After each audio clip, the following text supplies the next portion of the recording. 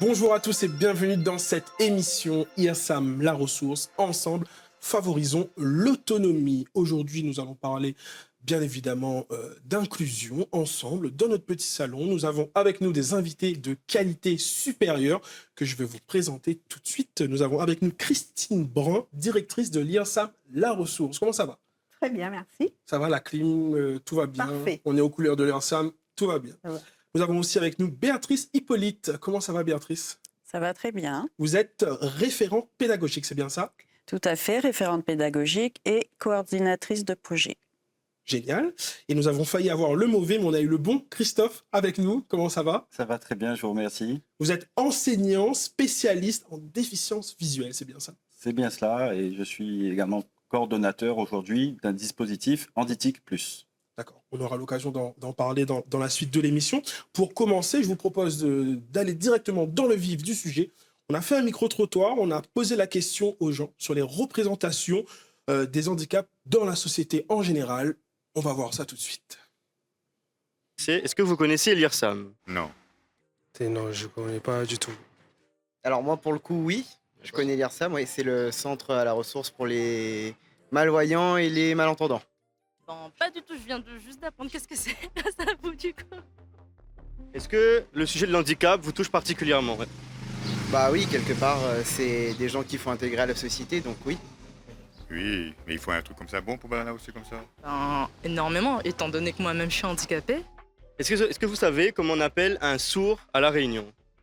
Un souhait muet, sourd. Alors l'expression c'est un parle pas. Est-ce qu'il semble là où logique? C'est exactement cette expression-là. Pas du tout. Pas trop logique, non. Alors, pas du tout. Comme on l'a dit tout à l'heure là, et comme mon soeur aussi l'a dit du coup, quelqu'un qui est sourd, il est techniquement capable de causer. Est-ce que vous pensez qu'à La Réunion, les personnes porteuses de handicap sont assez bien prises en charge ou il faudrait encore faire des efforts? Bah, moi, je pense qu'il faut toujours faire des efforts, même si, que ce soit pour les personnes qui sont porteurs de handicap ou autre, on a toujours des efforts à faire, on peut toujours s'améliorer, quoi. Ben, en fait, ça dépend aussi quel handicap c'est déjà. Et en vrai, il y en a, mais on ne sait pas que ça existe. Mais c'est vrai que je pense qu'on peut toujours mieux faire, donc il faut pousser dans ce sens. D'accord, merci beaucoup. Merci.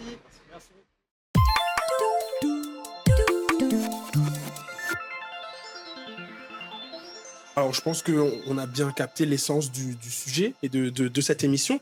Alors, Christine, je vais me retourner vers toi. Est-ce que tu peux nous présenter l'IRSAM de la ressource?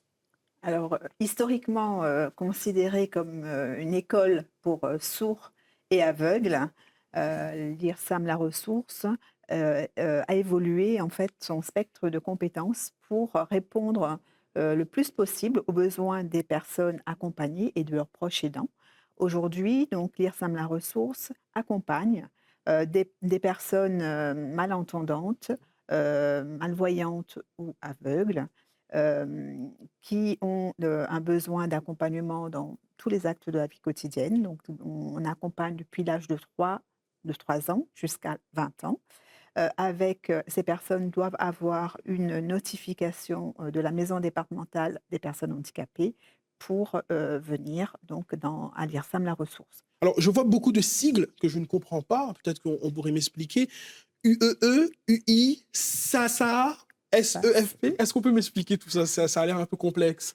Alors, donc, comme je le disais, l'IRSAM La Ressource a un champ d'intervention très large.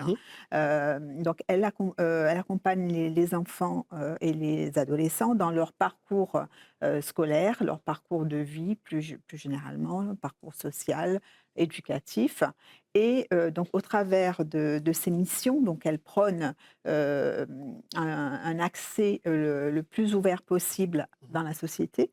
Et dans ce cadre, elle intervient dans les établissements scolaires au travers des unités d'enseignement externalisées ou dans le cadre d'un accompagnement dédié quand les personnes sont scolarisées dans des classes dites ordinaires.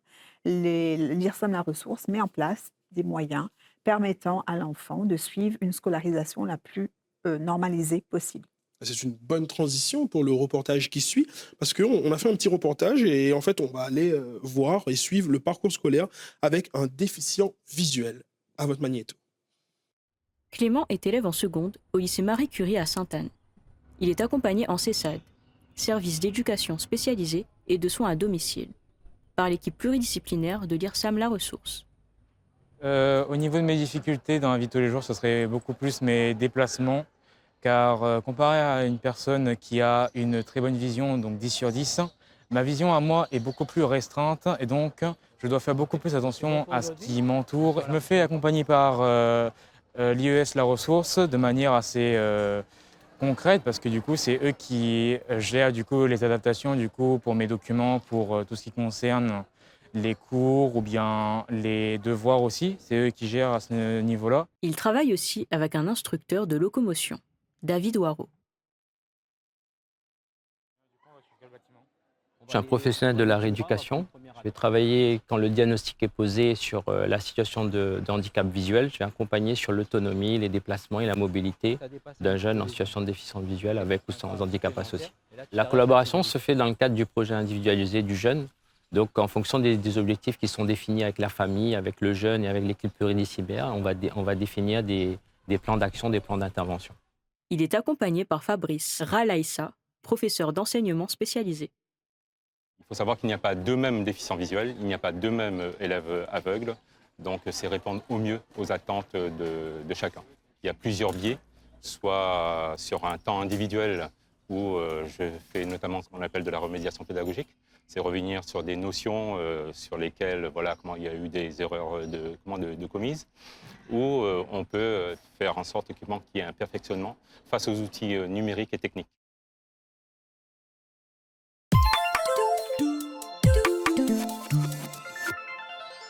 Je me retourne vers toi, Béatrice. Est-ce que tu pourrais nous parler de l'accompagnement que propose l'IRSAM de la Ressource, les projets culturels, les projets pour accompagner les jeunes, la vie sociale, la vie citoyenne? L'accompagnement des enfants déficients sensoriels à l'IRSAM La Ressource est mené par toute une équipe pluridisciplinaire.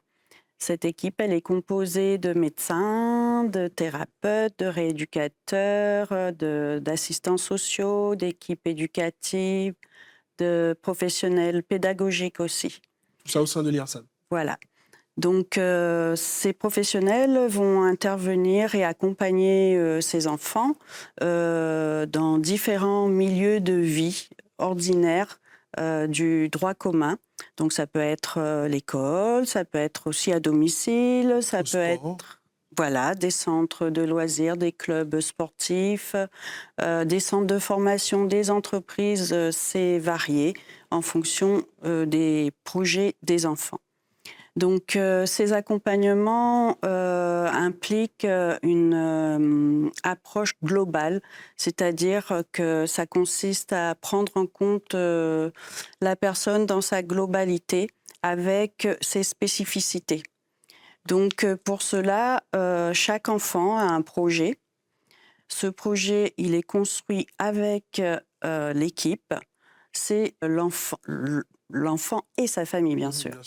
Voilà. Comme il disait dans le reportage, effectivement, il n'y a pas les mêmes, les gens, même s'ils sont aveugles, ils ne sont pas aveugles de la même manière, donc chacun c'est spécifique. Chacun ses spécificités, chacun ses besoins, ses attentes. Du coup, c'est une bonne transition vers toi, Christophe. Est-ce que tu peux nous parler du dispositif Handitic Plus? Est-ce que j'ai bien prononcé? Tu as bien prononcé. Ah voilà. Exactement, c'est bien ça. Et je vais apporter des précisions justement par rapport à ce terme. Tout d'abord, Handitic Plus, c'est un dispositif qui a été mis en place en 2018, justement, pour favoriser, comme Béatrice vient de nous présenter, justement, cet accès vers l'autonomie.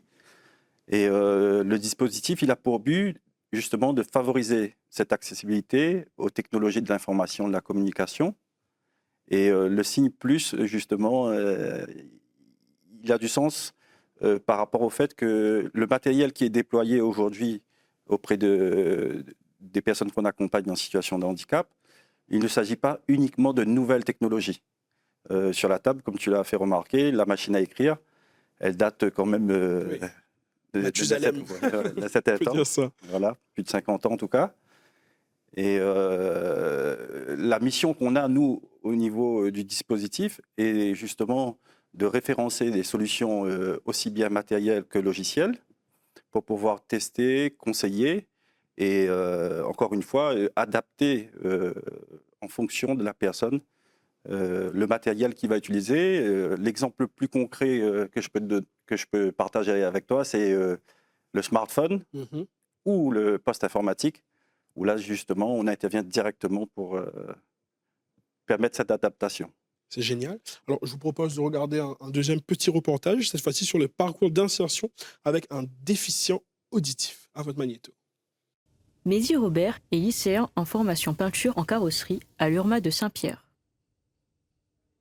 Mes difficultés, c'est que quand je suis en entreprise, par exemple, là, comme je suis en alternance du coup, et quand je suis en entreprise, il y a du bruit dans le garage, et vraiment quand il y a beaucoup de bruit, je ne peux rien entendre. Le projet, ce que j'attends, c'est le patron qui m'embauche en CDI. Et je suis partant d'être en CDI du coup. C'est ce que j'attends le plus. Lucas Robert est en stage de couture à Bagnan Tissu à Saint-Pierre. J'effectue actuellement le premier stage obligatoire du cursus où j'essaie de pratiquer ce que j'ai pu voir dans les matières professionnelles au lycée. Ici, j'ai fait l'assemblement, la jugeteuse et aussi la création, par exemple, le serviette cantine pour les maternelles. Ces jeunes, en situation de handicap, sont accompagnés par l'équipe pluridisciplinaire du dispositif d'insertion professionnelle de IRSAM La Ressource, notamment Christophe Lebourlou, éducateur technique spécialisé. Je suis sur 3 dispositifs. Donc, un premier dispositif dans lequel Lucas est, c'est le dispositif DIP, dispositif d'insertion professionnelle. Je travaille aussi avec la classe passerelle, qu'on dit aussi dispositif passerelle. Et je travaille aussi avec le DAI, dispositif l'accompagnement à l'inclusion. Là, je travaille avec un public différent, avec des difficultés plus importantes, puisqu'ils ont des troubles associés. Donc, ils s'associent à la déficience sensorielle. Et donc là, ça va être plus un travail sur le travail des compétences à acquérir pour pouvoir aller vers le milieu protégé, donc le travail en ESAT.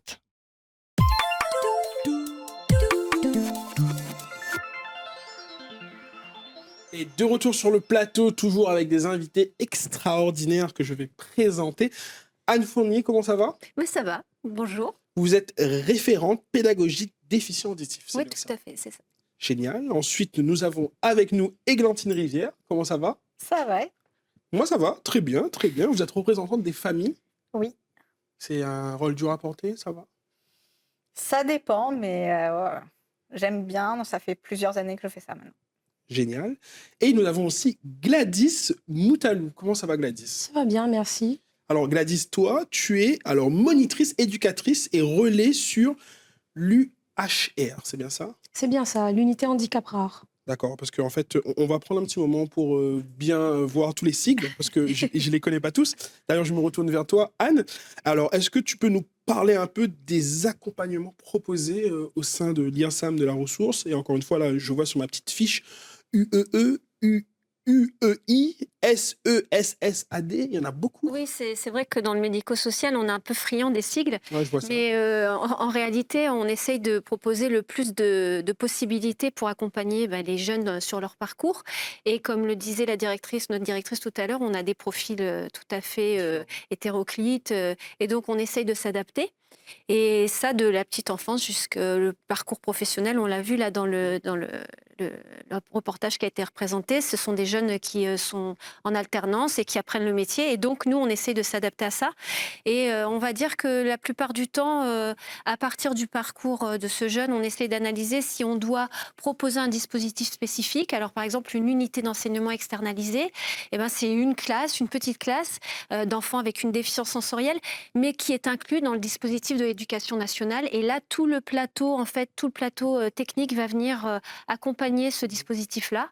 Et on va mettre en œuvre les inclusions d'inclusion, puis on va beaucoup travailler à la sensibilisation autour de ça. Parce qu'en fait, ce qu'il faut comprendre, c'est qu'il y a un gros travail à faire pour que ces jeunes en fait, soient accueillis dans les meilleures conditions. Rendre en fait le contexte inclusif. Et puis, pour les enfants qui en fait ont la possibilité d'être scolarisés près de chez eux, dans leur école de quartier, hein, tout simplement, là, c'est toute l'équipe en fait qui vient accompagner ce fonctionnement. Et là, c'est un service. On appelle ça le CESAD. C'est-à-dire que c'est pas une classe spécifique, mais c'est en fait les professionnels qui viennent dans la classe et en fonction des besoins, qui proposent des temps, de l'adaptation, de la rééducation. Et comment, Voilà. comment tu une très belle perche pour ma transition, pour aller voir Églantine. Alors, Églantine, du coup, tu es représentante des familles, mais aussi tu as un enfant qui a participé à ce dispositif. Oui, j'ai en fait une fille de 16 ans qui est déficiente auditive. Donc, voilà. Et quel a été son parcours? Alors, son parcours, ça a été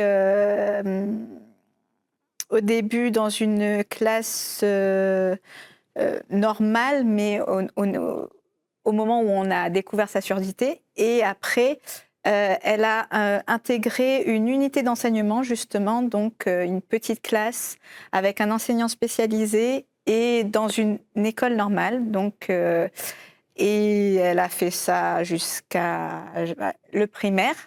Et arrivée au collège, elle a, grâce à cet accompagnement de départ, elle a pu intégrer une classe normale avec toujours un accompagnement spécifique, mais avec toute seule dans une classe normale avec un enseignant spécialisé qui vient de temps en temps pour l'aider dans différents cours.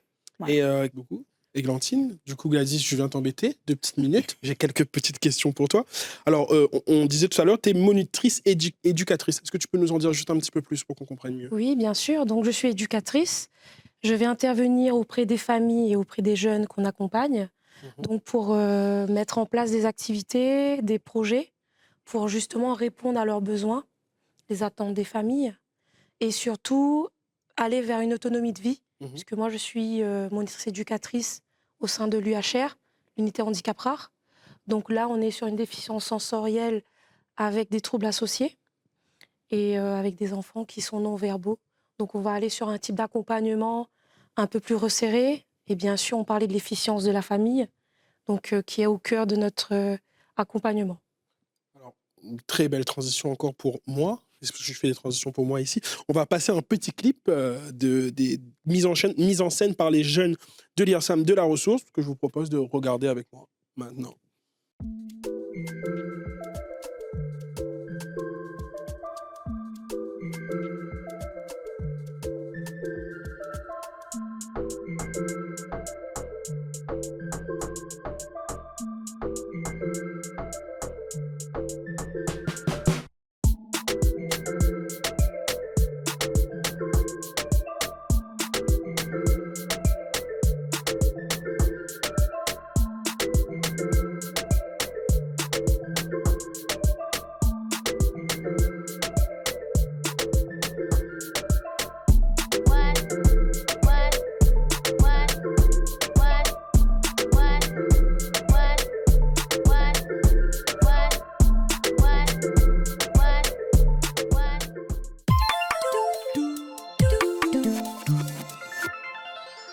Alors du coup, là, ce qu'on a vu, c'est vos locaux à la ressource.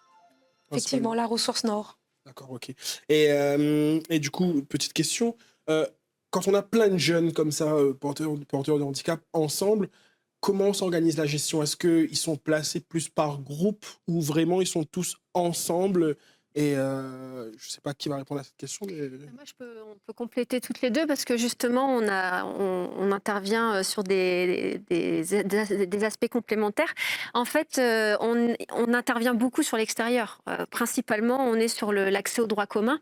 Donc, soit on est dans les établissements, soit on est au plus près du milieu de vie de l'enfant, dans son espace de loisirs, par exemple.